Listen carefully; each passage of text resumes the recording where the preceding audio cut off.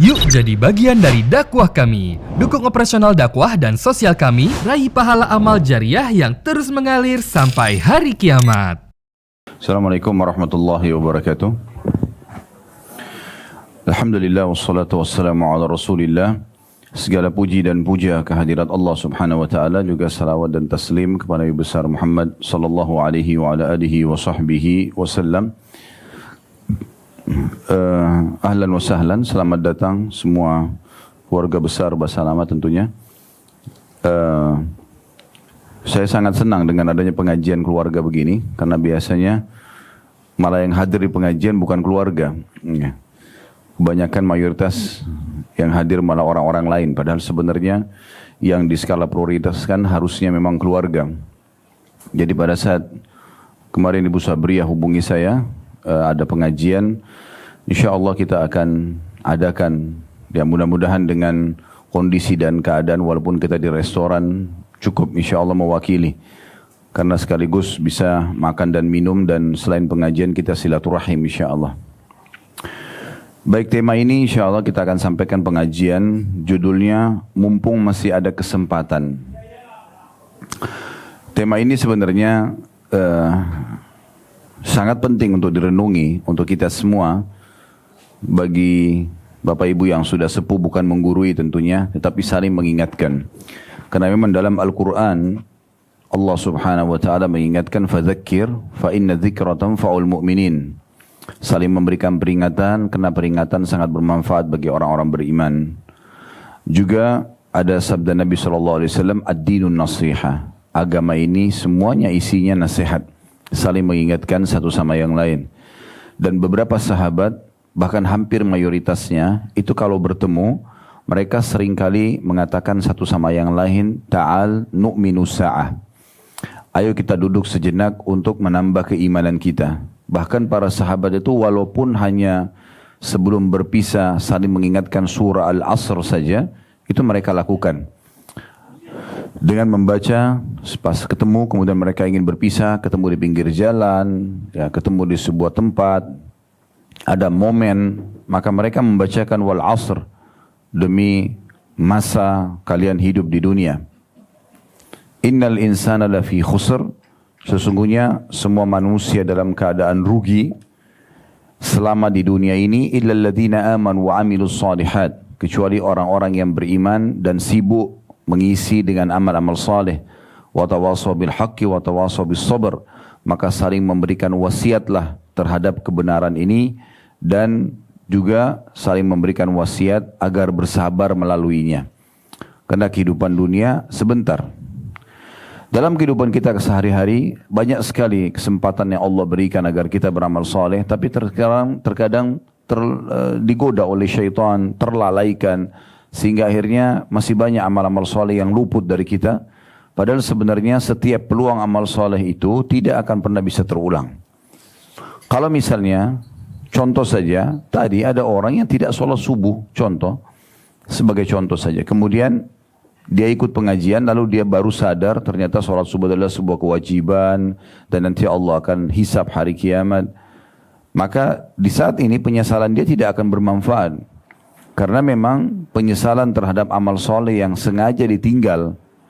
Beda orang telat sholat subuh karena ketiduran, sehingga dia bisa mengerjakan pada saat dia bangun, atau dia lupa, boleh dia kerjakan pada saat dia ingat. Tapi kalau orang sengaja meninggalkan sholat dan sudah keluar waktunya, dia nggak boleh kerjakan lagi. Maka akan tercatat di buku amalnya tidak sholat subuh sampai hari kiamat. Dia nggak mungkin bisa perbaiki. Oleh karena itu kita harus betul-betul jeli masing-masing untuk mengisi setiap lembaran buku amal kita setiap harinya dengan amal-amal saleh, karena nanti akan ada penyesalan. Dalam sebuah hadis diriwayatkan Tabarani, Nabi SAW bersabda, ahli surga pun pada saat mereka masuk ke dalam surga, itu ada di antara mereka yang menyesali waktu-waktu mereka selama di dunia yang luput dari amal saleh. Padahal mereka sudah masuk surga, tapi mereka masih menyesal. Kenapa dulu masih ada sholat tidak dikerjakan di awal waktu? Padahal sebenarnya awal waktu lebih afdal daripada waktu yang kedua, waktu yang ketiga, sampai menjelang sholat yang setelahnya misalnya. Maka Dia akan menyesal itu. Atau ada kesempatan untuk puasa sunnah misalnya Senin Kamis selain Ramadan, tapi dia luput. Mungkin ada kesempatan membaca Al-Quran, tapi luput dari dia. Mungkin zikir pagi petang, tapi luput dari dia. Mungkin silaturahim keluarga, mungkin sedekah dari kerabat yang minta bantuan, atau orang-orang susah yang minta bantuan tapi ditolak. Maka semua ini akan mendatangkan penyesalan-penyesalan. Kenapa dulu saya tidak lakukan? Ya. Nanti coba kita tadabburi ayat-ayat Al-Quran supaya kita tahu langsung pesan dari Allah Subhanahu Wa Taala berhubungan dengan tema kita, mumpung masih ada kesempatan. Saya mengajak Bapak Ibu untuk buka kalau ada aplikasi Al-Qurannya ya di HP masing-masing mungkin supaya lebih mudah. Surah Al-Mu'minun, surah nomor 23 dalam Al-Quran, ayat 99, mulai dari ayat 99. Surah Al-Mu'minun, surah nomor 23, mulai ayat 99. Di sini Allah Subhanahu wa taala menggambarkan tentang bagaimana kondisi bagi orang-orang kafir, orang-orang yang banyak meninggalkan amal saleh, mereka menyesal. Saya akan bacakan mulai dari ayat 99-nya, dan ayat ini tidak asing, turun lebih dari 1400 tahun yang lalu dan akan terus dibaca oleh orang-orang beriman sampai menjelang hari kiamat nanti. Ayat 99-nya, A'udzubillahi minasyaitonirrajim, hatta idza jaa ahadahumul maut qala rabbirji'un. Demikianlah keadaan orang-orang kafir itu, maksud dalamnya orang-orang yang lalai, banyak melalaikan amal-amal saleh, terus terjerumus dalam dosa, tidak taubat.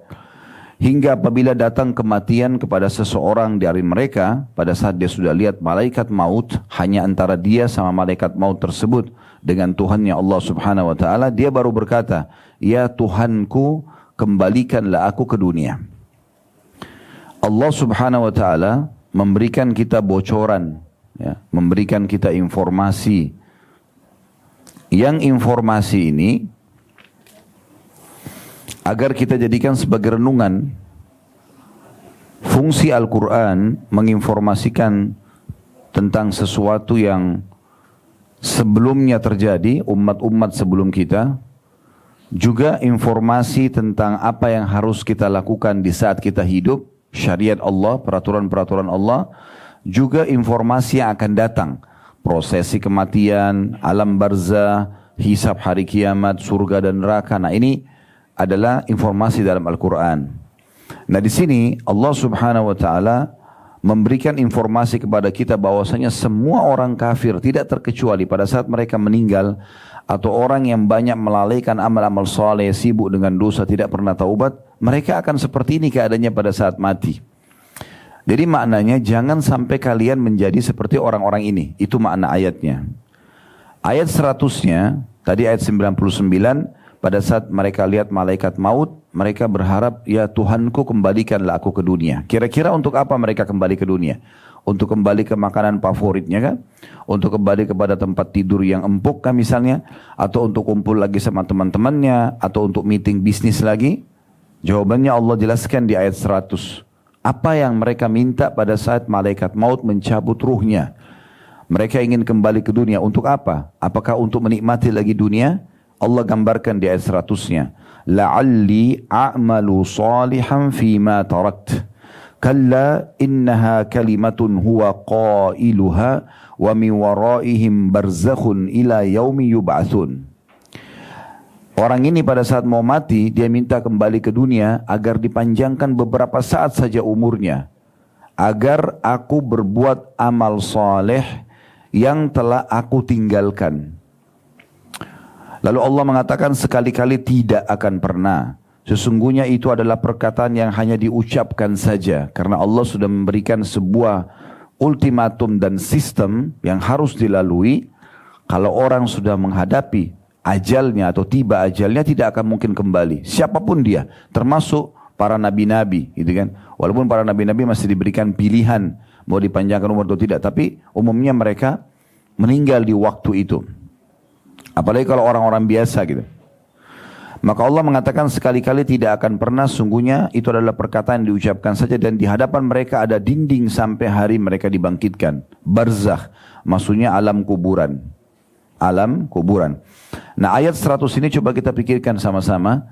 Orang-orang yang akan meninggal nanti dalam kondisi mereka kafir, mereka banyak berbuat dosa dan tidak sempat taubat, kurang sekali amal solehnya karena sibuk terlalaikan dengan dunia, maka mereka akan minta pada saat melihat malaikat maut dikembalikan ke dunia. Bukan lagi untuk kembali menikmati ranjang yang empuk, ya, meeting miliaran rupiah, menikmati makanan favoritnya, baju yang dia senangi. Tapi mereka berharap pada saat dihidupkan kembali ke dunia beramal soleh. Coba Bapak Ibu renungin sama-sama, ya. Kalau seandainya sekarang ada orang-orang yang sudah meninggal, atau kita sendiri, karena kita semua akan meninggal dunia, tinggal tunggu siapa yang duluan gitu. Karena itu pasti terjadi. Ya, Allah mengatakan فَإِذَا جَاءَ أَجَلُهُمْ لَا يَسْتَأْخِرُونَ سَاعَةً وَلَا يَسْتَقْدِمُونَ. Kalau ajal mereka datang tidak akan diterlambatkan sesaat, tidak akan dimajukan sesaat. Di saat itu akan meninggal dunia. Maka pada saat diberikan kesempatan hidup, kira-kira apa yang akan dilakukan oleh orang-orang mati itu? Dia tidak akan mungkin lagi ingin kumpul sama keluarganya, dia tidak akan ingin lagi mungkin duduk makan dengan teman-temannya, dia tidak akan berpikir lagi untuk pergi ke pasar dan di mall, tapi dia berpikir kalau Allah berikan dia kesempatan hidup setengah jam aja, maka kira-kira apa yang akan dia lakukan? Pastikan dia akan berusaha taubat nasuha kepada Allah, dia juga akan berusaha untuk melakukan amal soleh yang paling berharga, ya, supaya dia pada saat meninggal setelah setengah jam, dia akan bisa selamat di akhirat. Ini akan terjadi. Pernah Nabi Muhammad SAW, Bapak Ibu sekalian, melewati satu kuburan. Kemudian beliau bilang dengan sahabat-sahabatnya dari orang Ansar, dari penduduk Madinah, demi zat yang jiwaku dalam genggamai masjid demi Allah, sesungguhnya pemilik kuburan ini, ya, ditunjuklah kuburan yang sedang beliau lewat itu, lebih mencintai 2 rakaat sholat sunnah kalian dibandingkan dengan dunia dan seluruh isinya. Ini mayit ini sekarang, karena dia sudah lihat kematian, dia sudah hidup di alam barzah. Kalau dia, ya, ditawarkan, dikasih dunia, menjadi raja dunia, menjadi orang paling kaya, orang yang paling banyak hartanya, orang yang paling sehat, orang yang paling panjang umurnya, dengan dipilihkan dengan 2 rakaat sholat, maka dia akan lebih pilih 2 rakaat sholat.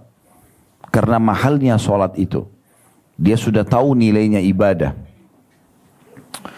Kemudian ayat 101-nya kita lanjutkan dulu tadabbur ayat ini. فَإِذَا نُفِخَ فِي الصُّورِ فَلَا أَنْسَابَ بَيْنَهُمْ يَوْمَئِذٍ وَلَا يَتَسَاءَلُونَ. Apabila sangkakala ditiup, maka tidaklah ada lagi pertalian nasab di antara mereka pada hari itu, dan tidak ada pula saling bertanya. Jadi nanti di hari kiamat kalau kita dibangkitkan, setiap orang akan lari dari siapapun orang dekat dengan dia. Tidak mau mendekat. Anak sama orang tuanya, orang tua sama anak, saudara dengan saudara, suami dengan istri, istri dengan suami, sahabat dengan sahabatnya. Mereka menjauh di mahsyar itu. Takut jangan sampai pasangannya ini, anaknya ini, orang tuanya itu, kerabatnya yang ini, semuanya masih punya hak-hak yang belum dia berikan. Sehingga dituntut. Dalam sebuah riwayat disebutkan nanti akan datang seorang suami pada istrinya di hari kiamat. Dan dia mengatakan, wahai istriku, bukankah selama hidup aku telah menjadi suami yang baik? Maka kata istrinya, iya, saya tidak pungkiri. Selama hidup semuanya kebaikan telah engkau berikan kepadaku. Lalu kata suaminya, kalau begitu tolong bantu berikan aku 1 pahala. Supaya aku bisa lolos. Apa jawaban istri dalam hadis ini? Ya, dia mengatakan, saya khawatir kalau saya bantu kamu yang 1 itu, lalu saya berkurang dan saya masuk neraka. Maka dia tidak memberikan. Begitu juga akan datang nanti seorang istri yang akan mengatakan pada hari kiamat pada suaminya, wahai suamiku, bukankah aku telah menjadi istri yang baik selama di dunia? Kata dia, iya, benar, saya akui itu. Lalu dia mengatakan, kalau gitu bantulah aku dengan 1 pahala. Sebenarnya waktu itu belum ditimbang amal. Tapi karena ketakutan sekali, jangan sampai nanti kurang amal, dosanya 100, amalnya 99, masuk neraka dulu. Maka dia mengatakan, kalau gitu bantulah aku dengan 1 pahala, supaya aku bisa lolos. Maka kata suaminya, aku khawatir kalau aku berikan kepadamu justru kamu lolos, saya yang tidak lolos. Dan Allah gambarkan dalam Al-Quran di ayat yang lain, yauma yafirul mar'u min akhihi, Pada hari kiamat nanti orang lari dari saudara kandungnya sendiri. Wa ummihi wa abi, ibu dan ayahnya. Wa sahibatihi wa bani, pasangan hidupnya dan anak-anaknya. Likulli imri'in yawma idin sya'nu yugni. Pada hari itu orang sibuk menyelamatkan dirinya sendiri. Ini bukan hari permusuhan, bukan. Tapi hari pembalasan. Semua orang pada saat itu ingin selamat. Karena nanti di mahsyar Bapak Ibu sekalian, Allah akan nampakkan di depan mata kita surga dan neraka. Akan nampak surga dengan segala macam kemegahannya, dan akan nampak neraka dengan segala macam gemuruhnya. Jadi neraka ada dulu, kemudian baru surga. Makanya nanti pada saat orang pun mau masuk ke dalam surga, yang sudah akan lolos masuk ke surga, mereka tetap harus melewati neraka. Yang kita tahu dengan sirat, jembatan. Yang memang pantas masuk surga, dia akan berhasil lolos. Tapi yang tidak, dia akan jatuh terlebih dahulu ke neraka itu untuk dibersihkan dosanya. Kemudian setelah bersih dosanya baru dia masuk ke dalam surga. Atau orang kafir yang langsung masuk ke dalam neraka itu. Dan orang-orang akan merasakan dan melihat panasnya neraka itu, terasa panasnya, dia lihat gemuruhnya, dia lihat histerinya, orang pada menangis di sana. Kemudian dia lolos masuk ke dalam surga. Kalaupun dia lolos ke surga. Jadi pemandangan pada saat itu sangat luar biasa. Dan tidak ada pilihan kecuali surga dan neraka. Penentuan untuk masuk ke surga dan neraka adalah di sini sekarang. Di sini saatnya tempat kita menentukan apakah kita ingin ke surga atau ke neraka. Allah gambarkan di ayat 102-nya, "Faman thaqulat mawazinuhu faulaika humul muflihun." Siapa yang berat timbangan kebaikannya nanti, sibuk dari mulai bangun tidur sampai tidur lagi, amal soleh aja kerjanya. Sholat, puasa, baca Quran, zikir, bersedekah, silaturahim keluarga, dengarkan ilmu. Dia sibuk dengan itu, jenguk orang sakit, bantu orang susah, dari amal soleh ke amal soleh lain. Maka amal baiknya lebih berat nanti hari kiamat. Maka mereka itulah orang-orang yang dapat keberuntungan, keselamatan. 103-nya, waman khaffat mawazinuhu faulaika alladziina khasiru anfusahum fi jahannam khalidun. Barang siapa yang ringan timbangannya, maksudnya amal solehnya sedikit, dosanya lebih banyak, maka mereka itulah orang-orang yang merugikan dirinya sendiri. Mereka kekal di dalam neraka Jahannam. Mereka kekal di dalam neraka Jahannam. 104-nya, talfahu ujuhahumun nar wa hum fiha kalihun. Pada saat masuk neraka, muka mereka akan dibakar api. Dan mereka di dalam neraka itu dalam kondisi cacat. Nah, di sini perlu digarisbawahi makna tafsir cacat. Pernah dijelaskan dalam sebuah hadis Nabi Muhammad SAW. Beliau mengatakan ahli neraka itu saking panasnya neraka sampai membuat bibir atasnya meleleh, melebar dan bisa dilipat sampai ke kepalanya. Sementara bibir bawahnya meleleh sampai ke pusar perutnya. Jadi saking panasnya. Juga makna lain adalah mereka nanti pada hari kiamat akan memanggil-manggil Malik. Malik ini penjaga neraka, malaikat bernama Malik. Mereka manggil-manggil dan juga malaikat Zabaniyah, istilah bagi para penjaga neraka, agar memohon diringankan siksa. Namun para malaikat tidak menjawab mereka. Setelah sekian lama tidak dijawab, maka para malaikat tetap mengatakan kalian tidak akan mungkin bisa selamat dari api ini. Lalu mereka memanggil Allah, mohon kepada Allah. Allah tidak menjawab mereka, kata Nabi Muhammad SAW, seumur bumi, seumur dunia, seumur dunia. Berapa miliar umurnya dunia ini, seumur itu Allah tidak jawab. Dan setiap saat mereka disiksa terus. Yang dipukul, yang dipanggang, yang disetrika, yang segala macam dengan siksaan yang menyedihkan. Hanya karena selama di dunia sibuk dengan dosa-dosa, tidak taubat, melalaikan amal-amal soleh yang diperintahkan. Setelah itu pun Allah jawab setelah seumur dunia. Kata Nabi Muhammad SAW, Allah mengatakan, ikhsa'u fiha wa la tukallimun. Tinggallah di dalamnya dalam kondisi terhina dan jangan mengajak atau jangan berbicara denganku. Ya. Nah pada saat itu kata Nabi Muhammad SAW, ahli neraka setelah mendengar dari Allah, ini adalah harapan mereka yang terakhir. Allah memaafkan mereka. Allah mengatakan ikhsa'u fiha, ya, tinggallah di dalamnya dalam kondisi terhina. Wala tukallimun, jangan pernah kalian mengajak bicara aku. maka di saat itu mereka akan mengeluarkan dari tempat air mata mereka darah. Mereka akan mengeluarkan dari tempat air mata mereka, dari mata mereka darah. Nah, karena mereka sudah kehabisan air mata, sampai akhirnya yang keluar adalah darah. Lalu di ayat 105-nya Allah Subhanahu wa taala menyampaikan lagi, jadi pada saat itu terjadi penjelasan kenapa mereka tidak dikeluarkan dari api neraka dan kenapa mereka cacat.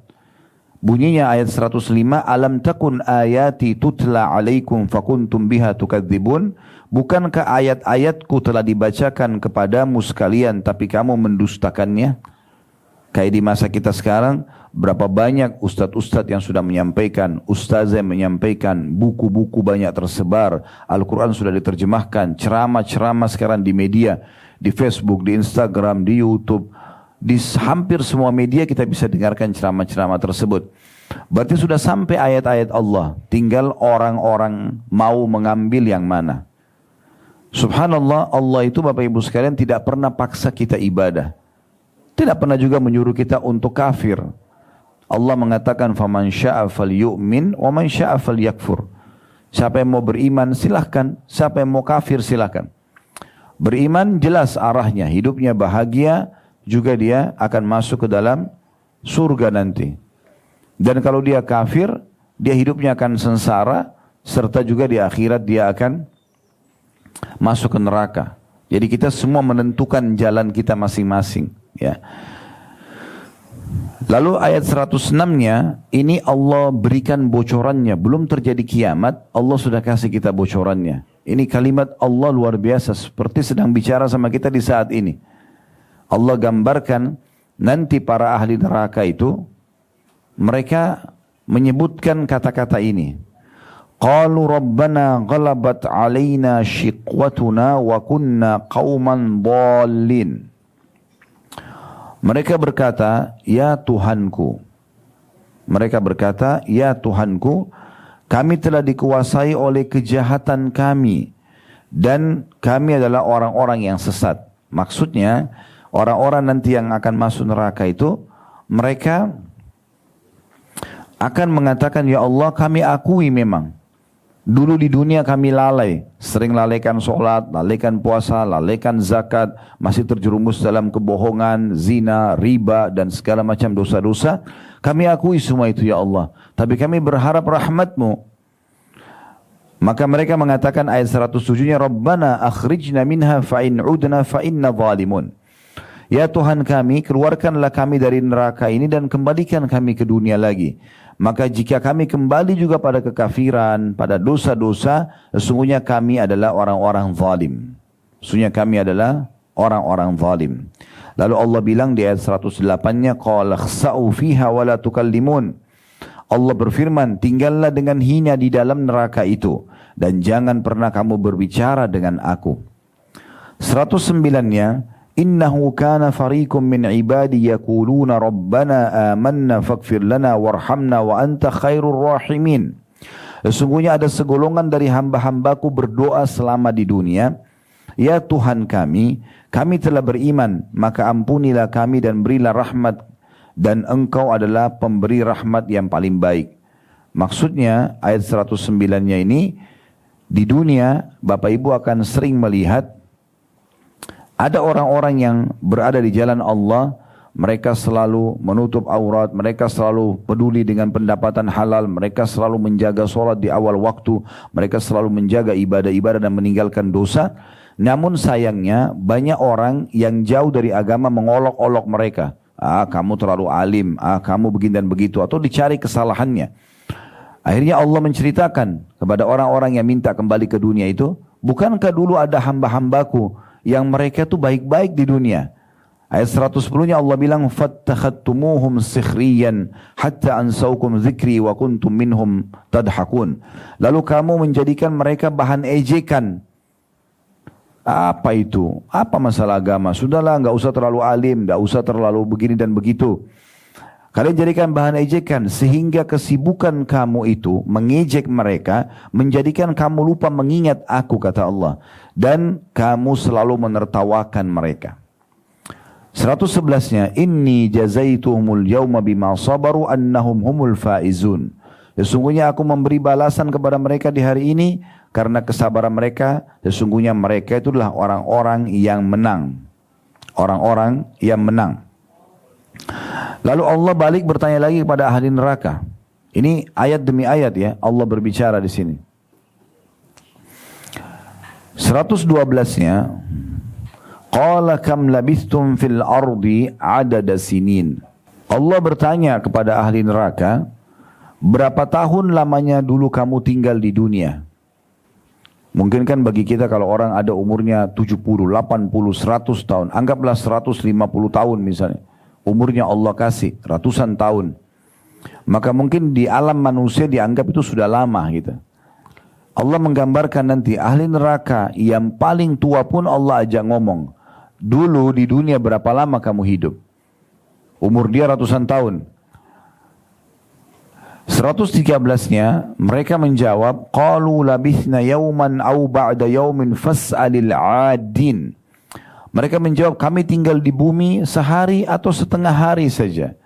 Maka tanyakanlah kepada orang-orang yang menghitung. Jadi mereka sudah tidak ingat di hari itu berapa ratus tahun pernah dia hidup. Tapi bagi mereka seperti baru sehari atau 2 hari. Ini bisa ditangkap secara rasional ya, secara akal sehat kita bisa tangkap. Misal Bapak Ibu pernah ketemu dengan seorang teman yang kebetulan masih hidup. Kemudian berbicara tentang nostalgia masa dulu, waktu masih di SD atau SMP, atau masih bujang, atau masih gadis, beberapa belas tahun, puluh tahun yang lalu. Pada saat kita sedang bercerita seperti kita baru kemarin terjadi. Terasa seperti itu, karena memang ceritanya hidup, kita sedang mencerita dan saling mengenang makanan yang pernah kita makan, pakaian yang pernah kita beli bersama, pernah duduk dan jalan bersama. Semua itu seperti baru kemarin. Ya, saya berapa kali ketemu sama teman-teman yang dulu SD bersama-sama, seperti baru kemarin terjadi. Ya, kita bercerita misalnya. Dan itu memang terjadi. Seperti itulah orang di akhirat nanti. Semua kehidupan dunia ini dia akan kenang seperti hanya sangat pendek sekali dia lalui, gitu kan? Maka sebab itu beruntunglah orang yang sibuk mengisi dengan amal-amal saleh dan juga menjauhi dosa-dosa itu. Kemudian 114-nya Allah mengatakan qala in labistum illa qalila law annakum kuntum ta'lamun. Allah berfirman, kamu tidak tinggal di bumi melainkan sebentar saja. Kalau seandainya kalian menyadari ini dari awal. Ya. Terakhir ayat 115 dalam surah ini tentunya yang kita tadabburi ya. Afa hasibtum annama khalaqnakum abathan wa annakum ilaina la turja'un. Lalu Allah mengatakan, apakah kamu mengira kami ciptakan kalian sia-sia? Lahir dari rahim ibu, kemudian mulai ada orang tua yang mengurus kita, sampai akhirnya orang tua meninggal, kita pun tumbuh besar, kita juga melalui kehidupan. Apakah kalian mengira semua itu aku ciptakan sia-sia? Dan kalian tidak akan dikembalikan kepadaku, kata Allah. Jadi sebagaimana kita lahir di muka bumi ini, kita pun akan dikembalikan kepada Allah subhanahu wa ta'ala. Dan ini poin yang harus kita garis bawahi. Tentu tidak asing bagi Bapak Ibu ya, tujuan utama kita hidup di muka bumi ini. Kalau ada yang bertanya pada dirinya sendiri, untuk apa saya ada di sini? Kenapa saya ya ada di muka bumi ini? Kenapa semua ini fasilitas udara, api, air, musim-musim, pergantian siang malam, semuanya ini kenapa ada? Gitu. Maka untuk apa saya ada di sini? Dijawab dalam surah Az-Zariyat, surah nomor 51 ayat 56. Memang ada tujuan kita diciptakan. Surah nomor 51 ayat 56 bunyinya ya, wa ma khalaqtul jinna wal insa illa liya'budun. Aku tidak ciptakan jin dan manusia memang kecuali untuk beribadah kepadaku. Itu tujuannya. Jadi kalau Bapak Ibu ada yang nanya, apakah saya diciptakan untuk sholat? Iya jawabannya. Apakah saya diciptakan untuk puasa? Iya. Apakah saya diciptakan untuk baca Quran? Iya. Apakah saya diciptakan untuk sedekah, bakti sama orang tua, silaturahim keluarga, mendengarkan majelis ilmu seperti ini, misalnya ya, menjenguk orang sakit, membantu orang susah? Iya jawabannya. Dan kita tidak diciptakan untuk zina, untuk riba, untuk mencuri, untuk gosip, untuk fitnah. Enggak diciptakan untuk itu. Jadi kalau kita memahami tujuan utama kita diciptakan, maka kita akan tahu arah kita. Cuma satu saja arahnya. Menuju ke jalan ibadah kepada Allah SWT, ujung-ujungnya surga. Gitu kan? Dan memang di muka bumi ini cuma ada 2 jalan, Bapak Ibu sekalian. Kita harus tentukan. Jalan yang pertama jalan benar, jalan yang kedua jalan salah. Tidak ada jalan ketiga, cuma dua ini. Jalan yang benar adalah jalannya Allah, yang selalu kita imani Tuhan kita Allah. Ini jalan, ya. Jalan ini ujungnya surga. Juru bicaranya Allah yang menyampaikan apa yang Allah inginkan para nabi-nabi dan rasul. Para nabi-nabi dan rasul.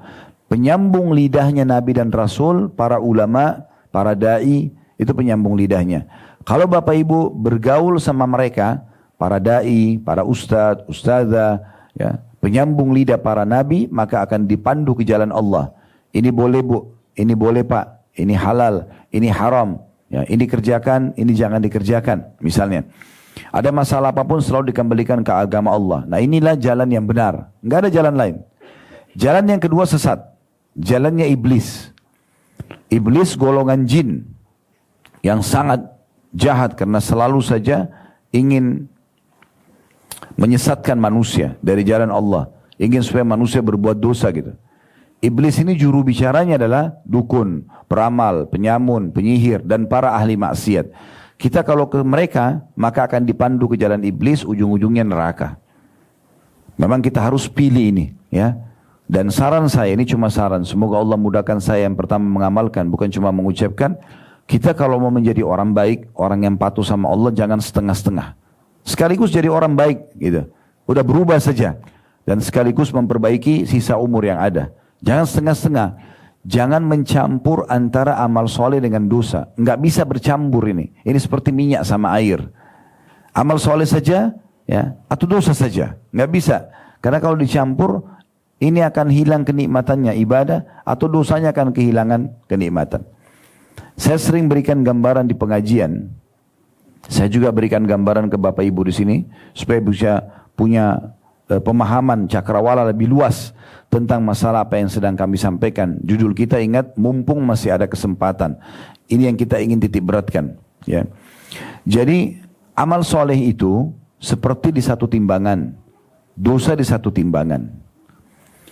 Kalau amal soleh kita lebih banyak, misalnya kita setiap hari banyak berbuat amal soleh, dan dosa kita tutup. Ini nggak boleh haram, nggak mau. Ini nggak boleh haram, nggak mau. Kita tutup. Maka nanti akan terasa timbangan amal soleh kita naik, iman kita naik, dan kita terasa nyaman sekali dalam beribadah karena memang kita sibuk dengan amal soleh.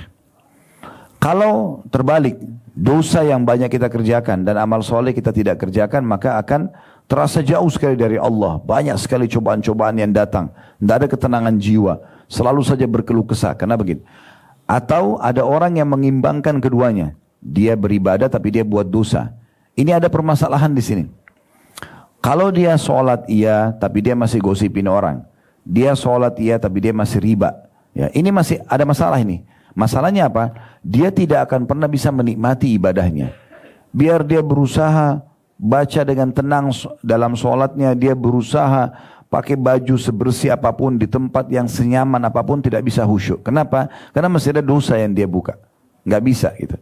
Ini akan jadi penghalang. Jadi kita akan terganggu. Oleh karena itu tidak bisa kita berbuat dua-duanya berjalan bersama, tidak bisa. Harus pilih salah satunya. Amal soleh sepenuhnya, tinggalkan tutup ini dosa, atau sekalian jadi dosa saja. Tidak usah beramal soleh. Baru kita bisa nikmatin itu. Saya kasih contoh. Kalau seandainya ada orang sudah komitmen, azan sholat. Dia komitmen, ini kita bicara secara substansial. Kalau dia komitmen azan sholat, maka dan dia mengejar keutamaan sholat, itu kan amal sholat tadi, saya bilang di timbangan amal. Dia kejar amal sholat itu. Maka dia akan nikmati sholat itu. Dia akan merasa sekali khusyuk karena dia selalu mengejar keutamaannya. Dan tentu kenikmatan lawannya, yaitu meninggalkan sholat, akan hilang. Nanti orang yang sering sholat akan merasa, oh orang itu kenapa nggak sholat ya? Karena dia sudah merasakan nikmatnya sholat itu. Maka dia merasa aneh dengan orang yang tinggalkan sholat. Nah di sini kenikmatan ibadahnya lebih naik. Karena dia tinggalkan yang lawannya gitu. Sebaliknya kalau ada orang tidak sholat dan dia menikmati itu, Azan, hayya 'alas shalah, hayya 'alal falah, ayo salat, ayo menuju kepada kemenangan, dianggap angin lalu, enggak dipedulikan sama dia. Maka dia menikmati itu. Kenikmatan lawannya yaitu sholat hilang. Mungkin dia akan selalu bilang, itu orang nggak capek sholat terus sehari 5 kali. Misal contoh. Nah seperti itu. Contoh yang lain, seorang wanita muslimah menjaga menutup auratnya dengan baik. Dan dia nikmati itu. Dia merasa ini perintah Allah, dia selalu tutup auratnya misalnya. Dia jaga kehormatannya. Orang ini, dia akan merasa kenikmatan ibadah ini ada. Dan kenikmatan lawannya, buka aurat akan hilang. Dia akan berkata kepada orang yang tidak tutup aurat, sayang ya kenapa enggak tutup aurat? Karena dia sudah nikmati ibadah ini. Lawannya akan hilang, yaitu ya membenci atau membuka aurat. Sebaliknya kalau dia nikmati membuka aurat, tanpa ada beban, dia tidak merasa berdosa, kenikmatan tutup aurat akan hilang. Maka dia akan bilang, orang itu enggak panas apa pakai jilbab dan seterusnya. Karena ini seperti itulah. Oleh karena itu, kita harus menentukan. Kita harus menentukan jalan kita. Ingat, umur kita sangat terbatas. Umur kita sangat terbatas. Sudah banyak orang-orang tua kita yang mendahului kita sudah wafat semuanya. Banyak, miliaran manusia sebelum kita sudah meninggal. Kita pun akan menyusul. Akan diganti oleh generasi anak dan cucu kita. Mereka juga akan sama. Sama persis, melalui proses yang sama, kemudian nanti akhirnya mereka juga akan meninggal, datang generasi lagi, begitu seterusnya. Beruntunglah orang yang meninggal karena banyak mengerjakan amal soleh. Nah itu yang penting, ya, itu yang penting.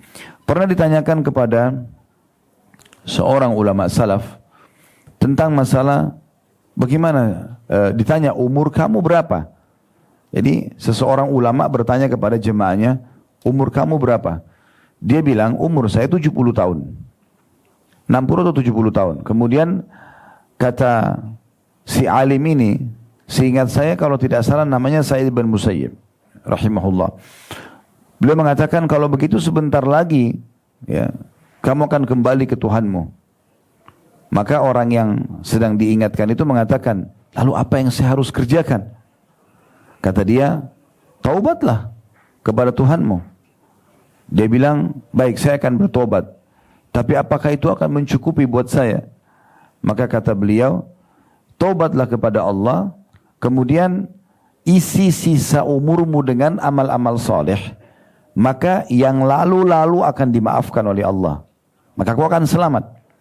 Walaupun ada banyak waktu-waktu yang lama tersisa tidak dikerjakan amal soleh, terluputkan, tapi karena taubat nasuha, dan sisa umur berapa hari pun diperbaikin beramal soleh, maka yang lalu-lalu Allah akan maafkan. Tapi kalau sisa umur ini tetap juga kau gunakan dalam kesalahan dan kemaksiatan, maka Allah akan menghisap kamu dengan yang apa kamu kerjakan sekarang, berikut diikutkan dengan semua dosa-dosa masa lalu. Maka itu akan memberatkan. Kita coba renungi ayat yang lain. Coba dilihat surah Al-Munafikun, ya. Kita buka surah Al-Munafikun. Ini surah nomor 63 ya. Ayat 9-nya, ya ayyuhalladzina amanu la tulhikum amwalukum wala auladukum an dzikrillah wa may yaf'al dzalika faulaika humul khasirun. Hai orang-orang beriman, janganlah hartamu dan anak-anakmu melalaikan kamu dari mengingat Allah. Barang siapa yang berbuat demikian, maka itu adalah orang-orang yang merugi. Maksudnya karena sibuk mengejar harta dunia, dia lupa sholat, dia lupa ibadah-ibadah, bahkan tidak mau tahu apakah ini sumbernya halal atau haram. Intinya yang penting dapat pendapatan, gitu kan. Atau anak-anaknya karena dia sibuk ya dengan rasa cinta yang berlebihan pada anak, dia tidak arahkan ke agama, walaupun anaknya buat salah dibenarkan aja, sehingga akhirnya melalaikan dia dari zikrullah, ya. Artinya membuat dia mendukung anaknya yang berbuat salah, walaupun buat maksiat kepada Allah, malah didukung supaya dia melakukannya, gitu kan. Maka ini akan membuat dirinya rugi, karena akan dihisap oleh Allah Subhanahu wa taala. Allah amanahkan kepada kita harta dan anak-anak untuk kita bawa semuanya itu ke timbangan amal kita hari kiamat. Bagaimana caranya? Harta kita sibuk sedekahkan, ya, jalin silaturahim, ya, kegiatan-kegiatan sosial, dan anak-anak kita didik dan kita bawa kepada agama. Ya. Ada sedikit yang saya ingin berbagi dalam masalah ini. Nabi SAW dan para sahabat di dalam masalah harta, mereka tidak pernah berpikir masalah tabungan. Ini mungkin persepsi yang mesti direnungi sama-sama dan coba diterapkan gitu ya. Selama ini ada dua sistem yang menyebar banyak. Maksudnya ini yang mayoritasnya ya. Tapi yang satu ini adalah agama, sistem syariat Islam. Yang satu kapitalis dalam mengelola harta. Dan bagaimana itu berkecamuk di pikiran setiap orang. Ya. Islam mengajarkan harta itu disedekahkan, dibawa ke akhirat, supaya memberatkan timbangan amal hari kiamat. Dan ini yang benar. Kapitalis mengatakan tabunglah supaya kamu kaya. Nah ini berbeda. Kalau kita ikuti pemikiran kapitalis, nabung aja kerjanya, bangga dan senang melihat angka rekeningnya selalu bertambah, maka pastikan dia tidak akan sedekah. Sementara dan dia menganggap dirinya akan kaya dengan itu, dengan menabung. Atau kita pakai cara Islam, sibuk bersedekah dengan harta kita, dan dengan itu Allah akan tambah harta itu. Dengan itu Allah akan tambah harta itu. Saya kasih contoh misalnya, Talha bin Ubaidillah radhiyallahu anhu. Kalau Bapak Ibu pernah dengar nama ini, alhamdulillah. Kalau belum pernah dengar, ada 10 orang sahabat Nabi yang dijamin masuk surga. Salah satunya Talha bin Ubaidillah. Beliau orang kayanya sahabat. Orang ini pernah kedatangan harta banyak sekali dari hasil perdagangannya. Lalu dia gelisah. Istrinya bernama Su'dah radhiyallahu anha mengatakan, menceritakan dalam riwayat, saya satu waktu pernah masuk ke dalam kamar dan menemukan suami saya gelisah. Raut wajahnya terlihat seperti ada kesedihan. Maka saya mengatakan kepadanya, ada apa wahai suamiku? Apakah ada satu perbuatanku atau interaksi denganku yang keliru? Maka dia mengatakan, tidak ada. Kamu sebaik-baik istri seorang muslim. Maksudnya, kamu selama menjadi istri sangat baik, patuh kepada Allah, melayani suami dengan baik, kamu sebaik-baik istri seorang muslim. Tetapi saya gelisah melihat harta ini. Harta ini banyak sekali numpuk gitu. Datang sebagai keuntungan dagang gitu. Maka dia, istrinya ini menceritakan, karena iman sudah memenuhi hatinya, dia bukan bilang kalau gitu berikan saya perhiasan, sibuk ini dan itu. Dia mengatakan, kenapa harus jadi beban pikiran? Panggil kaummu, panggil kerabatmu, kemudian bagikan kepada mereka. Maka kemudian Talha pun senyum dengan lebar mendengarkan saran dari istrinya. Mereka berdua suami istri sibuk membungkus-bungkus hal tersebut dan membagikannya semalam suntuk. Habis harta itu. Dan ada kepuasan diri pada saat dia mengeluarkan. Ternyata subhanallah rahasianya, para sahabat termasuk Talha bin Ubaidillah, Abu Bakar As-Siddiq, Uthman bin Affan, Abdurrahman bin Auf, Sa'ad bin Ubadah dan banyak sahabat-sahabat yang terkenal kaya raya. Mereka pada saat meninggal, itu gudang hartanya penuh dengan emas-emas. Dan dibagikan kepada istri mereka dan anak mereka itu sampai mereka bisa hidup 7 turunan. Apakah harta mereka yang melimpah di gudang itu karena hasil tabungan seperti orang kapitalis? Jawabannya bukan, Bapak Ibu sekalian. Mereka menggunakan cara agama Islam, yaitu setiap hari dihabiskan sedekah. Mereka tidak pernah numpuk. Jadi karena sedekah hartanya itu, besok datang lagi Allah gantikan lebih banyak.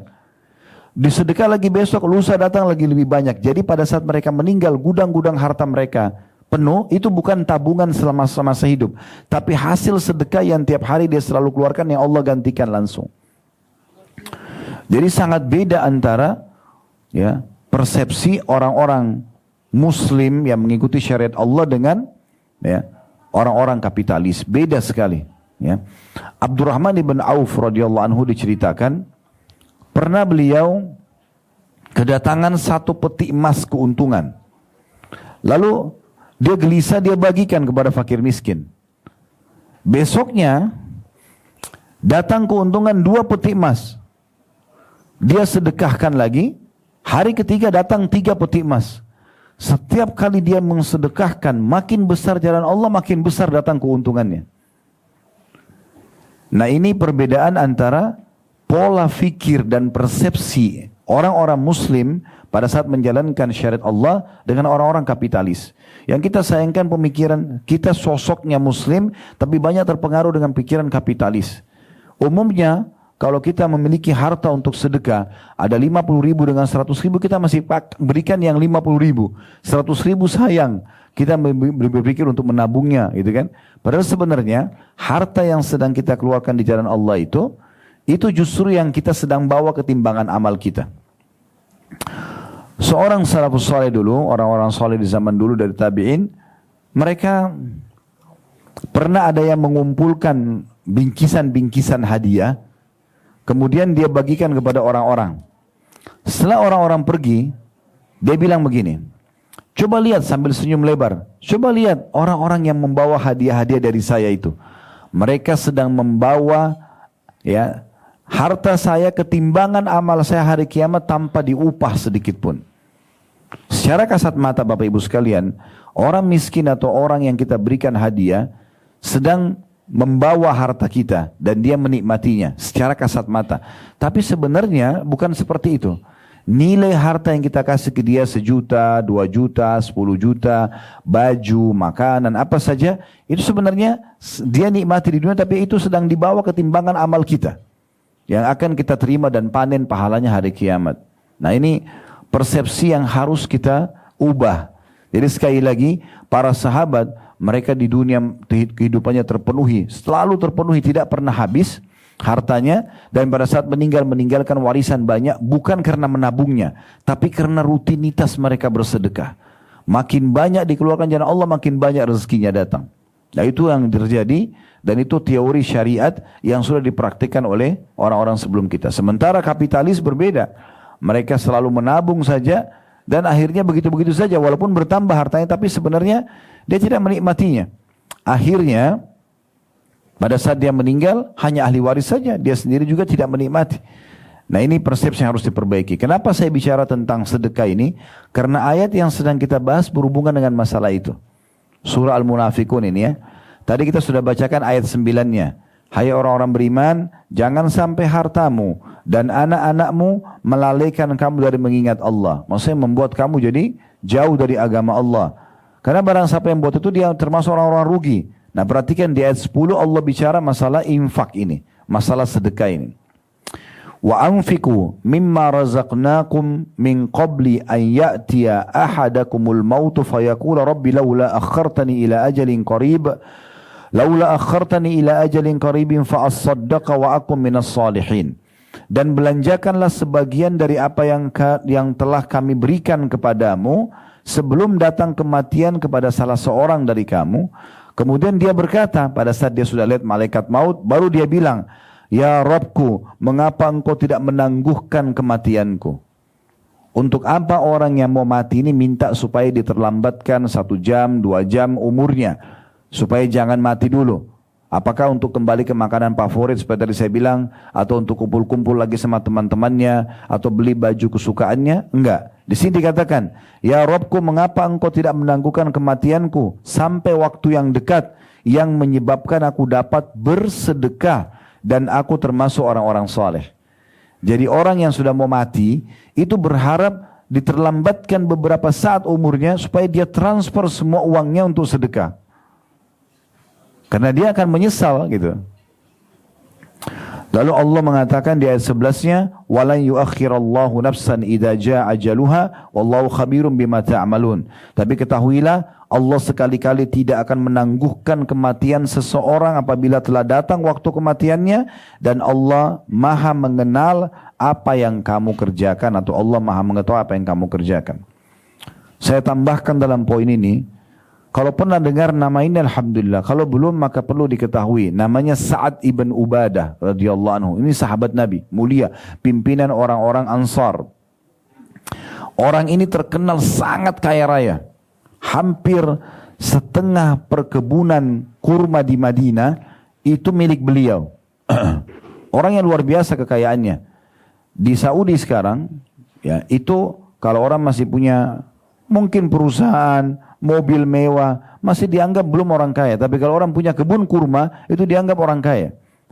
Karena kebun kurma itu pohonnya mirip seperti kelapa, umurnya panjang, hasilnya banyak. Tapi kurma ini lebih menghasilkan daripada kelapa karena buahnya itu dikonsumsi oleh orang-orang. Bahkan bagian daripada syariat kalau kita buka puasa dan sahur dengan kurma. Kata Nabi SAW, sebaik-baik makanan seseorang pada saat buka puasa kurma, sebaik-baik makanan seseorang pada saat sahur adalah kurma. Gitu. Jadi suruh konsumsi, gitu kan?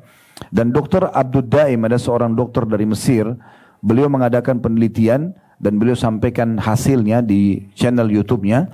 Saya biasa ikutin karena beliau mempertemukan antara teknologi dan ilmu kedokteran dengan wahyu Allah dan hadis-hadis Nabi SAW, ayat Al-Quran, hadis Nabi gitu ya.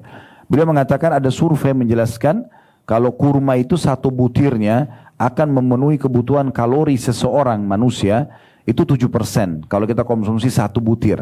Berarti sunnah Nabi memakan 7 butir kurma ajwa di pagi hari, ya itu berarti sudah 42 atau 43% kebutuhan dia sehari sudah terpenuhi. Jadi banyak sekali manfaat-manfaat yang bisa didapatkan gitu kan daripada kurma itu sendiri ya. Nah, saya ingin sampaikan saya kembali kepada Sa'ad bin Ubadah radhiyallahu anhu. Beliau ini punya kebun kurma dan selalu hasilnya selain ada yang dijual kemudian dibagilah, ada sepertiga dipakai untuk kebutuhan dia ya, teman keluarganya, sisanya 2/3 selalu disedekahkan. Sampai ada gudang hartanya, dia bilang sama anaknya bernama Qais radhiyallahu anhu majma', ini sahabat Nabi, dia bilang, "Hai Qais, ini gudang harta ayah. Habiskan dengan sedekah." Jadi tiap hari si ayah sama anak, karena waktu itu masih belum ada mikrofon pengeras suara, belum ada media kayak kita sekarang. Jadi mereka naik ke atas rumah lalu teriak-teriak, "Wahai muslimin, wahai penduduk Madinah, siapa yang butuh bantuan datanglah. Yang butuh gandum, yang butuh madu, yang butuh keju, yang butuh tepung, ya silakan ambil, datang. Yang butuh uang." Orang pada antri semua depan rumahnya, dibagi-bagiin. Sampai gudang itu habis. Habis nih. Secara akal sehat kalau orang masih ada pikiran kapitalis, habis dong, nggak ada lagi gitu. Tapi subhanallah teori agama beda. Di hari yang sama, pada saat dia habis bagi-bagi dari pagi sampai menjelang siang, sore hari Allah datangkan rezeki dari tempat tidak disangka-sangka. Di malam hari penuh lagi gudangnya dia. Penuh lagi gudangnya. Besok dia bagi-bagi lagi, dia sama anaknya. Penuh lagi besoknya. Begitu terus sampai dia meninggal. Tidak pernah habis harta itu. Ya. Jadi luar biasa. Teori agama, banyaknya harta, melimpahnya harta bukan dari menabungnya, tapi rutinnya bersedekah. Kapitalis mengatakan kaya itu, nabung adalah pangkal kaya. Tidak bisa ketemu. Orang nabung pasti pelit. Orang sedekah pasti dermawan, beda. Ya. Makanya saya sering saran saya, kita ada satu pola. Saya juga waktu kecil biasa begitu dulu ya. Diberikan celengan, waktu masih kecil dikasih celengan untuk nabung. Ternyata setelah saya dewasa, saya coba pelajari satu demi satu pendapat-pendapat teori-teori agama ini ya. Maka saya temukan ada yang salah di sini nih. Karena saya juga coba pernah praktikin kasih ke anak-anak yang Allah amanahkan kepada saya. Kasih celengan, maka ternyata apa yang saya sedang adakan survei itu betul terjadi. Kalau kita berikan celengan kepada anak kita, maka kita sedang menanamkan sifat bakhil, pelit pada mereka. Sekarang kita punya anak dua, si A sama si B. Kasih celengan dua-duanya. Ini nak ya, kita kasih uang misalnya, anggaplah 1.000 rupiah atau 10.000 masing-masing kita kasih. Lalu mereka nabung. Di saat itu kita tidak sadar sedang menanamkan sifat bakhil pada mereka. Kenapa? Karena si kakak kalau menyentuh celengan adik akan marah. Adik kalau sentuh celengan kakak akan marah. Ya. Sementara bukan ini ajaran Islam. Ajaran Islam adalah ini ya, ibu kasih atau ayah kasih kepada kakak, kakak berbagi sama adik. Adik dikasih berbagi sama kakak. Saling memberi. Kalau dengan ini terbalik, gitu kan? Bahkan bukan cuma itu. Kalau kita orang tuanya pun memegang celengan itu, mungkin si anak akan marah dengan orang tuanya. Ini persepsi yang keliru ini. Islam sekali lagi mengajarkan kita sebelum menyesal, mumpung ada kesempatan, sebelum ajal datang, segera bersedekah. Karena salah satu yang disebutkan dalam surah Al-Munafikun, penyesalan orang pada saat meninggal, kenapa dia tidak bersedekah, ya, kenapa dia tidak segera memberikan hartanya di jalan Allah Subhanahu wa taala. Nah, ini poin yang juga perlu kami sampaikan dalam masalah ini. Banyak orang yang lalai dari ibadah-ibadah yang sedang Allah perintahkan kepada dia semasa dia hidup, dan dia tidak menyadari kalau ini perbuatan yang salah, ya. Dan setiap saat Allah bisa datangkan hukuman kepada dia. Tapi yang banyak orang tidak sadar. Kita kembali lagi kepada ayat-ayat Al-Quran. Coba kita lihat dalam surah Al-A'raf, surah nomor 7 dalam Al-Quran, ayat 97 sampai ayat 102. Ya. Ini kembali kita tadaburi ayat-ayat Al-Quran. Sekali lagi, surah Al-A'raf, surah nomor 7, ayatnya 97. Saya akan bacakan sekali lagi Al-A'raf, ayat surah nomor 7, ayat 97 mulainya ya. Sampai 102 nanti kita bacakan. Ayat 97 bunyinya begini. A'udzubillahi minasyaitonirrajim. Afa amina ahlul qura ay ya'tiyahum ba'suna bayatan wa hum naimun. Apakah penduduk negeri-negeri itu merasa aman dari kedatangan siksaan kami kepada mereka di malam hari di waktu mereka sedang tidur?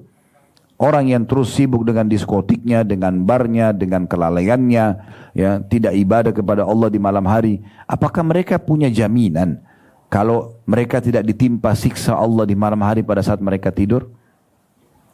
Di Indonesia kita bisa lihat banyak sekali ya kejadian longsor, tsunami, gempa. Ya, ini yang terakhir terjadi kan banyak gempa ya. Dengan hitungan detik saja terjadi, satu desa hancur ya. Banyak bangunan yang hancur, berapa banyak ratus jiwa yang wafat tiba-tiba. Ya mereka tadinya tidak sangka kalau itu akan terjadi pada mereka. Begitu mudahnya Allah datangkan siksaannya kalau orang justru tidak sibukkan diri dengan amal saleh. Dan bahaya sekali kalau mereka meninggal dalam keadaan berbuat dosa, karena ini su'ul khatimah. Di ayat 98-nya Allah bilang, awa amina ahlul qura ay ya'tiyahum ba'suna duhan wa hum yal'abun. Atau apakah penduduk negeri-negeri itu merasa aman dari kedatangan siksaan kami kepada mereka di waktu matahari sepenggalan naik ketika mereka sedang bermain-main, kayak di waktu duha kayak kita sekarang, ya? Apakah orang-orang itu dapat jaminan mereka tidak disiksa sama Allah di waktu pagi? Kalau tadi malam, ini waktu pagi. Ayat 99-nya, afa aminu makrallah fala ya'manu makrallah illal qaumul khasirun.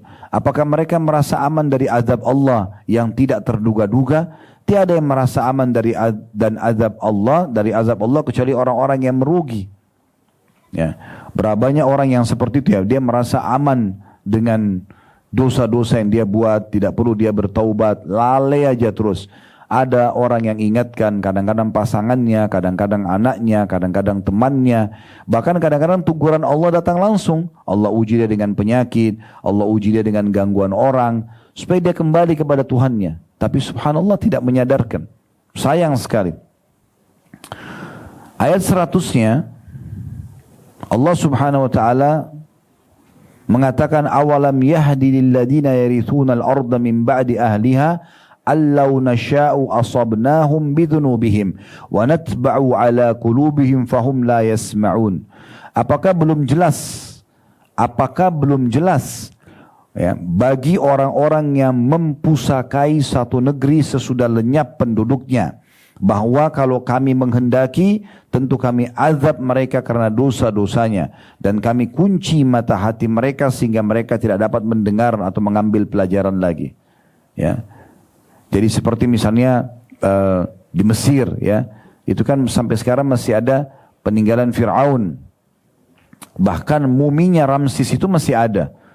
Kami di Uhud Tour kemarin sempat ada program umroh plus Mesir, terus kami datangin museum yang ada muminya Fir'aun itu. Dan pada saat saya masuk ke situ, jadi ada satu jemaah yang nanya, Ustaz, ini ya Fir'aun yang di zaman Nabi Musa itu? Iya, ini orangnya. Allah kekalkan jasanya sebagaimana Allah ceritakan dalam Al-Quran untuk menjadi pelajaran bagi manusia. Tapi subhanallah, siapa yang mengambil pelajaran dari orang-orang seperti ini? Banyak orang tidak ambil pelajaran. Penduduk Mesir sekarang seperti Allah sebutkan dalam ayat ini. Bukankah sudah jelas bagi penduduk negeri yang mempusakai negeri yang orang-orangnya pernah kami siksa, bahwasanya mereka harus ambil pelajaran. Kapan mereka kafir seperti Fir'aun akan sama nasibnya. Kapan mereka beriman seperti Nabi Musa dan Bani Israel pada saat itu, mereka akan selamat. Tapi banyak orang subhanallah yang tidak mengambil pelajaran dari itu. Bahkan ada yang lebih parah, Bapak Ibu sekalian. Kadang-kadang dia satu mobil sama temannya, tabrakan, temannya mati, dia masih selamat. Dia bukannya sadar dan segera kembali ke jalan Allah, dia malah hanya menganggap itu sebuah cerita dalam hidupnya. Kalau dia teman saya tabrakan mati, saya selamat. Padahal bisa saja Allah buat seketika juga dia tabrakan dan dia juga mati. Berapa banyak orang yang tidak mengambil pelajaran. Ingat Bapak Ibu sekalian, orang-orang soleh sebelum kita dari sahabat, dari tabi'in, mereka selalu ambil pelajaran bahkan kepada hal-hal yang kecil. Sebagian mereka mengatakan, sungguh aku mengetahui aku memiliki dosa di saat aku lihat perubahan sikap pasangan hidupku. Istri atau suami berubah sikap. Berarti ada dosanya. Mereka beristighfar. Atau tungganganku. Kalau dia mau naik kuda, kudanya tiba-tiba berontak. Atau kita sekarang mau naik kendaraan, terganggu misalnya. Atau tikus yang masuk ke dalam rumahku. Tikus di rumah kita pasti ada. Biasanya begitu. Tapi mereka jadikan dengan adanya tikus. Karena tikus itu suka mengganggu dan merusak. Berarti ada dosa di rumah itu. Begitu pekahnya mereka jadikan sebagai bahan introspeksi diri mereka. Sebagian mereka Bapak Ibu sekalian kalau jalan, kakinya kesentuh batu. Udah cukup membuat mereka memohon ampun dan istighfar kepada Allah. Takut kalau ini adalah dosa hukuman yang sedang Allah berikan peringatan kepada mereka. Ada di antara mereka yang lewat tercium bau busuk saja. Kayak bau sampah misalnya. Udah cukup mereka ya menjadikan sebagai bahan introspeksi diri, segera bertaubat dan kembali kepada Allah. Tapi banyak orang subhanallah tidak seperti itu. Mereka lewat saja semuanya kisah-kisah itu seperti kisah yang pernah berlalu, tidak diambil pelajaran darinya. Sayang sekali. Kita pun yang tinggal di Indonesia walaupun kita bukan penduduk Mesir, hari ini kita bisa mengambil pelajaran dari Fir'aun. Setiap saat kita ketik Fir'aun, muminya Fir'aun, keluar semua gambarnya di Google. Kita seakan-akan bisa datang lihat di sana, melihat cuplikan-cuplikan video yang ada. Kita bisa lihat. Di Jordania ada laut mati, tempatnya kaum Nabi Lut Allah binasakan. Di Madain Saleh, kurang lebih 4 jam dari kota Madinah, ada tempatnya Nabi Saleh yang Allah binasakan. Mereka memahat gunung-gunung dan dijadikan sebagai rumah-rumah mereka. Tidak lama lagi pemerintah Saudi akan buka untuk menjadi sebuah tempat wisata yang didatangi. Itu tempat yang masih nyata depan mata gitu. Nah, orang-orang yang melihat ini dan mengambil pelajaran sangat bagus, ya. Jadi kita harus peka sebenarnya ya. Allah subhanahu wa ta'ala mendatangkan tanda-tanda kebesarannya memang untuk menakutkan kita. Supaya kita takut kepadanya, takut kepada azab. Nanti akan kita jelaskan ayatnya. Baik, kita lanjutkan dulu sampai 102 surah Al-A'raf. 101-nya, tilkal qura naqussu 'alaika min anba'iha wa laqad ja'atuhum rusuluhum bil bayyinati fama kanu liyu'minu bima kadzdzabu min qabl kadzalika yatba'u Allahu 'ala qulubil kafirin. Negeri-negeri yang telah kami binasakan itu, kami ceritakan sebagian dari berita-beritanya kepadamu. Dan sungguh telah datang kepada mereka rasul-rasul mereka dengan membawa bukti-bukti yang nyata, mukjizat. Maka mereka juga tidak beriman kepada apa yang dahulunya mereka telah mendustakannya. Demikianlah Allah mengunci hati atau mata hati orang-orang kafir. 102-nya, وَمَا وَجَدْنَا لِأَكْثَرِهِمْ مِنْ أَهَدٍ وَإِنْ وَجَدْنَا أَكْثَرُهُمْ لَفَاسِقِينَ. Dan kami tidak mendapati kebanyakan mereka memenuhi janji. Sesungguhnya kami mendapati kebanyakan mereka adalah orang-orang fasik. Maksudnya orang-orang yang telah dinasihati, oh iya terima kasih tapi nggak diamalkan. Mereka tidak tepati janji itu. Sebenarnya mereka sudah diberikan peringatan tapi mereka tidak mau ambil pelajaran. Coba kita lihat ayat yang lain. Mungkin Bapak Ibu sudah hafal ini ya, surah Al-Mulk ya. Banyak yang sudah sering baca Tabarakalladzi biyadil mulk ya. Tapi ada ayat 16 sama ayat 17-nya. Surah nomor 67 tentunya ya. Ayat 16 dan 17. Allah berfirman, A'udzu billahi minasyaitonir rajim. Aamintum man fis samai ay yakhsifa bikumul arda fa idza hiya tamur? Apakah kamu merasa aman terhadap Allah atau dari Allah yang berkuasa di langit, bahwa D-nya besar kata ganti Allah, dia akan menjungkir balikan bumi bersama kamu sehingga dengan tiba-tiba bumi itu tergoncang. Maksudnya kenapa kamu terus lalai tidak mau ibadah, berbuat dosa, sementara jelas ada Allah di atas langit sana yang bisa setiap saat menjungkirkan kamu dengan bumi, gempa, longsor, kamu mati, selesai. Maka akan menyesal. Di ayat 17-nya, am amintum man fis samai an yursila alaikum hasiba fasata'lamuna kaifa nadhir. Apakah kamu merasa aman terhadap Allah yang berkuasa di langit, bahwa Dia akan mengirimkan badai yang berbatu, maka kelak kamu akan mengetahui bagaimana akibat mendustakan peringatanku itu. Jadi Allah sering datangkan peringatan-peringatan supaya kita ingat, sadar, gitu kan? Begitu juga Bapak Ibu sekalian bisa dilihat dalam surah Isra, surah nomor 17 ayat 59. Ya, saya banyak menyebutkan ayat-ayat Al-Quran karena memang ini adalah rujukan nomor 1 umat Islam. Kita harus kembali kepada Al-Quran. Hanya Al-Quran yang bisa berbicara dengan hati manusia karena ini wahyu dan dilengkapkan dengan hadis-hadis Nabi SAW. Perhatikan, guntur, petir, bencana-bencana alam, fenomena alam, penyakit di dalam diri kita, kegelisahan yang sering datang, gangguan orang lain, semua itu peringatan dari Allah supaya kita kembali kepadanya. Surah Isra, surah nomor 17 ayat 59 menyampaikan itu. Bunyinya, a'udzubillahi minasyaitonirrajim, wa ma nursilu bil ayati illa takhwifa. Dan kami tidak mengutus tanda-tanda ayat-ayat kami kecuali memang untuk menakut-nakuti. Memang supaya kita takut dan kita kembali kepada Tuhan kita Allah. Nah, ini poin peringatannya. Juga dalam surah At-Taubah, surah nomor 9 ayat 126. Surah At-Taubah, surah nomor 9 ayat 126. Allah mengatakan, awala yarawna annahum yuftanuna fi kulli amin marratan aw marrataini thumma la yatubuna wa la hum yadhakkarun. Tidakkah mereka melihat bagaimana kami menguji mereka dari tahun ke tahun yang lainnya, setahun atau 2 tahun. Tahun ini sakit, mungkin tahun depan sembuh, tapi kemudian Allah uji lagi dengan yang lain. Ujian-ujian yang datang ini itu untuk menjadi pelajaran kembali kepada Allah Subhanahu wa taala. Berarti ada sesuatu yang salah nih, yang harus kita segera introspeksi diri kembali kepada Allah. Tidakkah mereka melihat bagaimana kami menguji mereka setahun ataupun 2 tahun, ya? Tapi sayangnya mereka tidak gunakan sebagai ajang taubat dan juga sadar dan mengingati masalah itu.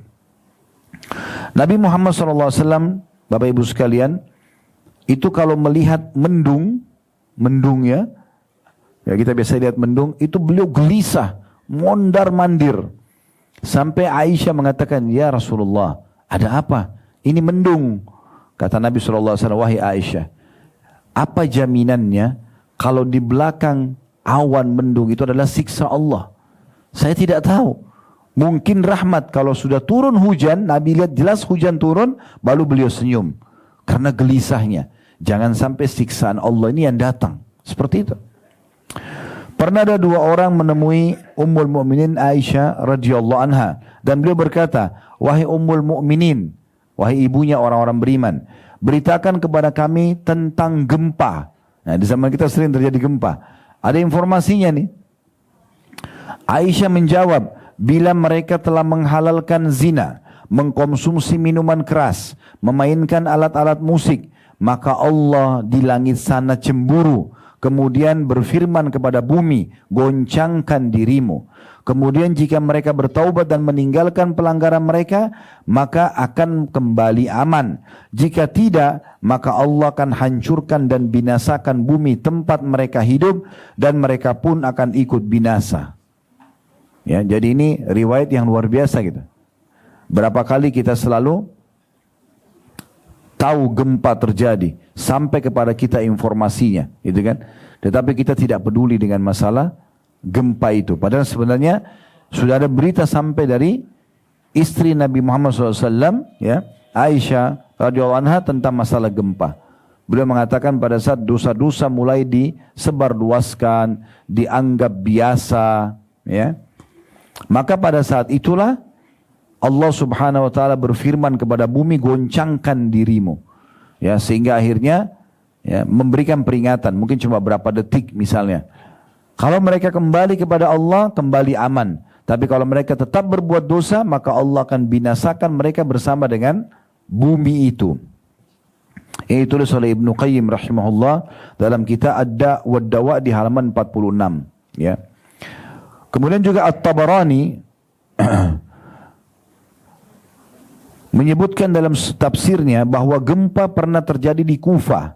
Kufah salah satu kota di Irak, ya. Pada masa Abdullah bin Mas'ud radhiyallahu anhu.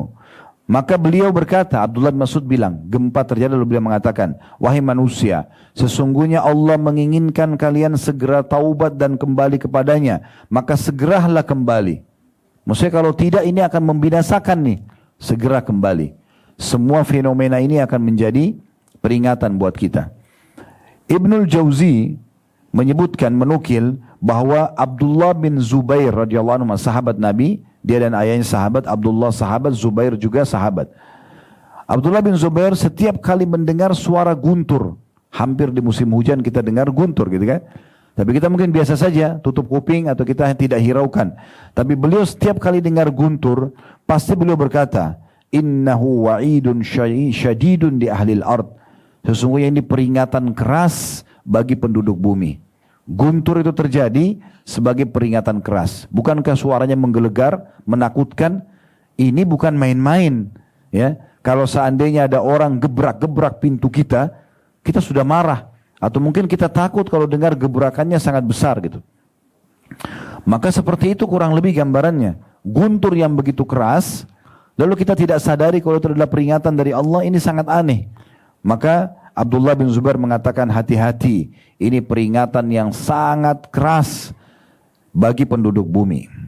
Ali bin Abi Thalib, ini sebagai penutup bahasan kita. Jadi kita sudah jelaskan tadi tentang ayat-ayat penyesalan orang nanti pada saat meninggal kalau mereka banyak berdosa, mereka kafir, tidak sempat taubat.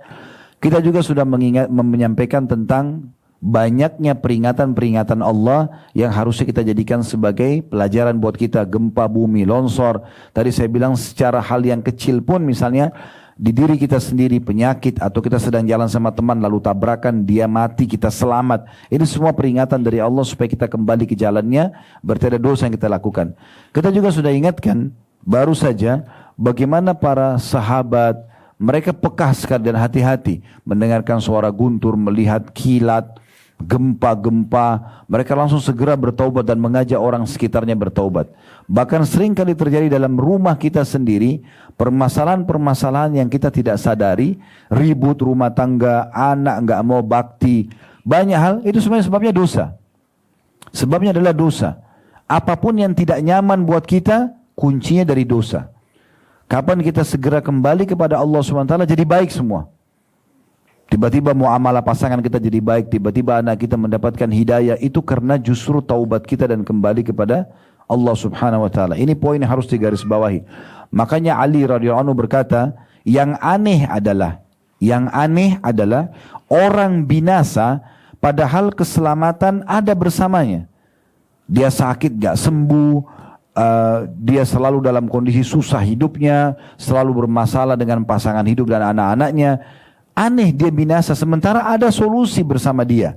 Maka orang-orang ya bisa kena gempa, banjir, penyakit kronis, kemiskinan, kesusahan hidup padahal keselamatan bersamanya. Maka orang-orang di sekitar Ali mengatakan, keselamatan apa yang Anda maksudkan? Bagaimana supaya penyakit kronis bisa sembuh? Bagaimana supaya orang yang utang bisa bayar? Bagaimana supaya pasangan hidup selalu baik, nggak marah-marah? Bagaimana supaya anak-anak menjadi anak-anak soleh dan soleh bakti? Apa keselamatan itu? Nggak diganggu sama orang. Anda kan tadi bilang ada masalah-masalah tapi ada keselamatan bersamanya. Apa keselamatan itu? Jawabannya sederhana. Istighfar. Perbanyak istighfar, maka semua jadi baik. Karena sumber permasalahan kita adalah dosa. Ya. Jadi ini poin luar biasa. Qatadah rahimahullah berkata, sungguh Al-Quran telah menunjukkan kepada kalian penyakit dan sumber permasalahan hidup kalian. Berikut obatnya. Ada masalah tapi ada jalan keluarnya. Penyakit kalian adalah dosa-dosa dan obatnya adalah istighfar. Kembali kepada Allah Subhanahu wa taala. Oleh karena itu Bapak Ibu sekalian, sebagai penutup ada buku yang sudah Allah mudahkan tersusun tentunya. Ini yang Allah amanahkan kepada kami, sudah kami bagikan. Judulnya Bergegas Taubat Sebelum Terlambat. Ini insya Allah bisa dibawa pulang nanti dan bisa dibaca, dan mudah-mudahan ini akan menambah atau menyempurnakan materi yang sedang kita bahas. Kita sedang membahas sebenarnya judulnya, mumpung ada kesempatan, maksudnya sudah mendengarkan ceramah ini, oh iya ternyata kita harus beramal soleh ya, mulai sekarang perbanyak amal soleh. Oh ternyata kita harus tobat dari dosa ya, kita tobat dari dosa. Oh ternyata kita harus peka dari peringatan-peringatan Allah, kita harus peka dengan peringatan-peringatan Allah. Beruntung orang yang mendengar, kemudian mengamalkan. Tidak usah lihat siapa yang menyampaikan, tapi apa yang disampaikan. Kalau itu benar, maka terima. Peringatan Allah seringkali datang dari orang-orang kita tidak pernah tahu. Bahkan kadang-kadang dari anak kita sendiri. Saya pernah di rumah lagi tidur, subhanallah tertidur siang hari menjelang asar, anak saya masih kecil, 2 tahun, 3 tahun datang kepada saya, abati, sholat. Dia ngomong gitu. Subhanallah, saya tiba-tiba terbangun dan saya melihat bukan anak ini, tapi Allah sedang menyampaikan kepada saya pesan melalui lisan anak ini. Kita harus peka, nggak boleh nggak peka. Peka dalam mengerjakan kesempatan amal soleh. Allah sampaikan ke kuping kita, hayya ala sholah, hayya ala falah, itu supaya peka. Oh, disuruh sholat. Jangan diengahkan begitu saja. Begitu juga dengan tadi yang kita sampaikan, setiap peringatan-peringatan yang membuat kita sadar terhadap dosa kita, maka kita segera meninggalkan dan kembali kepada Allah subhanahu wa ta'ala. Ini insyaAllah bahasannya. Kalau ada benar dari Allah, kalau ada salah dari saya, mohon dimaafkan. Subhanakallahumma bihamdika, asyhadu an la ilaha illa anta astaghfiruka wa atubu ilaik. Wassalamualaikum warahmatullahi wabarakatuh.